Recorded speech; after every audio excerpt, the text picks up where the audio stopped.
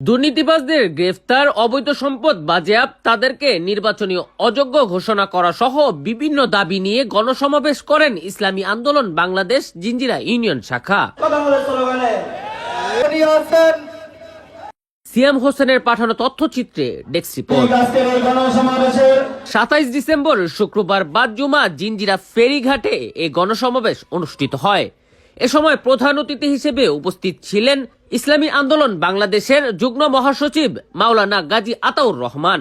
এ সময় প্রধান বক্তা হিসেবে উপস্থিত ছিলেন ইসলামী যুব আন্দোলন বাংলাদেশের সভাপতি মাওলানা মোহাম্মদ নেসার উদ্দিন।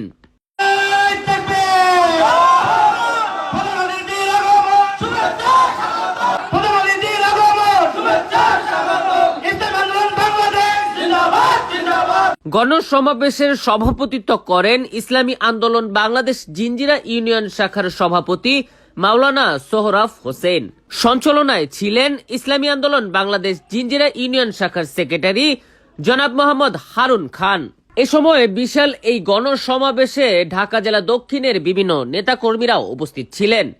ইসলামী আন্দোলন বাংলাদেশ ঢাকা জেলা দক্ষিণের সভাপতি হাফেজ জয়নুল আবেদিন, সহসভাপতি ঢাকা জেলা দক্ষিণ মোহাম্মদ হানিফ মিয়া, ইসলামী আন্দোলন বাংলাদেশ ঢাকা জেলার সহসভাপতি আলহাজ সুলতান আহমেদ খান, ইসলামী আন্দোলন বাংলাদেশ ঢাকা জেলা দক্ষিণের সেক্রেটারি হাফেজ মাওলানা জহিরুল ইসলাম, ইসলামী আন্দোলন বাংলাদেশ ঢাকা জেলা দক্ষিণের জয়েন্ট সেক্রেটারি আলহাজ মোহাম্মদ শাহিন আহমেদ, জাতীয় শিক্ষা ফোরাম ঢাকা জেলা দক্ষিণের সাধারণ সম্পাদক মাস্টার মোহাম্মদ সুমন মিয়া, ইসলামী আন্দোলন বাংলাদেশ মডেল থানা উত্তর বরিশাল মহানগরের সভাপতি মুফতি মাওলানা শাহাদাত হোসেন নুরি, ইসলামী আন্দোলন বাংলাদেশ কেরানীগঞ্জ মডেল থানার সেক্রেটারি হাফেজ মোহাম্মদ আবু সাইদ সহ বিভিন্ন নেতাকর্মীরা গণসমাবেশে বক্তব্য প্রদান করেন। জুলুম নির্যাতন করেছে তাদের বিচার দাবিতে এই গণসমাবেশ এবং সবাইকে ইসলাম বাংলাদেশের সুসহায়তায় আসার জন্য আহ্বান জানিয়ে ইসলামী আন্দোলন বাংলাদেশ জিঞ্জিরা ইউনিয়ন শাখা কর্তৃক আজকের গণসমাবেশ থেকে পুরো দেশবাসীদের আমাদের একটা মেসেজ, সেটা হচ্ছে যে ইসলাম দেশ ও মানবতার জন্য যারা কাজ করবে তাদের সাথে ইসলামী আন্দোলন বাংলাদেশ তথা আমরা সবাই আছি, আমাদের শায়েখ হিসেব চরমনে আছে, ইসলামী আন্দোলন আছে। ইসলামী আন্দোলন চাই এদেশে একটা একদম নিরঙ্কুশভাবে সুন্দর একটা নির্বাচন হোক এবং সমস্ত মানুষের তাদের অধিকার, যে গণ অধিকার আছে তাদের অধিকার যেন তারা ফিরে পায়। এদেশের সমস্ত মানুষ দলবদ নির্বিশেষে শান্তিতে বসবাস করতে পারে, দেশে একটা সুশাসন কায়েম হোক, এটা আমাদের আজকের এই সমাবেশের থেকে মেসেজ। এবং বাংলাদেশের থেকে যে দুর্নীতিবাজরা দুর্নীতি করে বিদেশে টাকা নিয়ে পালিয়েছে সেই টাকাগুলো বাংলাদেশে ফিরে আনা হোক এবং যারা বিগত 16টি বছর অন্যায় নির্যাতন এবং মানুষের উপর জুলুম করেছে তাদেরকে বিচারের আওতায় এনে অযোগ্য ঘোষণা করা হোক, এটা আমাদের মূলত আজকে সমাবেশের মেসেজ। ব্যাপক হারে আপনারা অংশগ্রহণ করেছেন।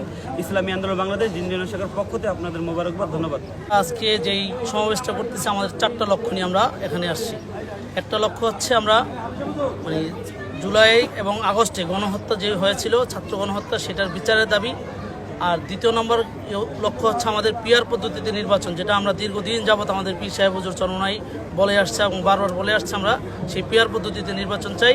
তৃতীয় নম্বর যে উদ্দেশ্য হচ্ছে দুর্নীতিবাজদের সম্পদ বাজেয়াপ্ত করা এবং তাদেরকে নির্বাচনে অযোগ্য ঘোষণা করা।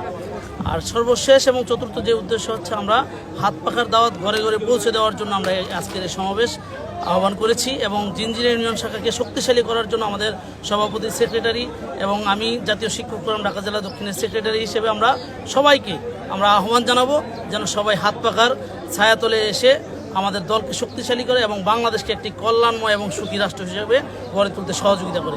এ সময় বিভিন্ন ওয়ার্ড থেকে মিছিল নিয়ে উপস্থিত হন গণসমাবেশে নেতাকর্মীরা। দেশ বৈচিত্র্য সংবাদ, কেরানীগঞ্জ, ঢাকা।